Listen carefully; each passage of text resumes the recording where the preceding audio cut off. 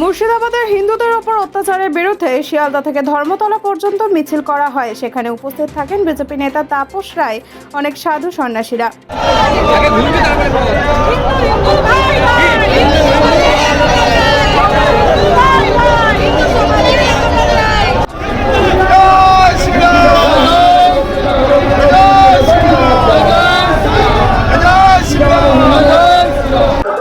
হিন্দুদের দোকান পাট, ঘর বাড়ি দুয়ার ভস্মীভূত, জবাই করা হচ্ছে হিন্দু বাবা এবং ছেলেকে।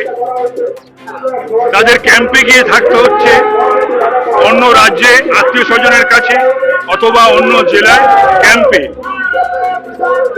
তো নিশ্চয়ই মানুষ হিসাবে, হিন্দু হিসাবে এটা আমাদের যন্ত্রণা দেয়। হিন্দু সুরক্ষা মঞ্চের ডাকে আমরা সকল হিন্দুরা এখানে জমায়েত হয়েছি। ওদের সঙ্গে পায়ে পা মিলিয়ে আমরা মিছিলে ধর্মতলা পর্যন্ত যাব এবং এই রাজের অবসানও এই স্লোগান দিয়ে।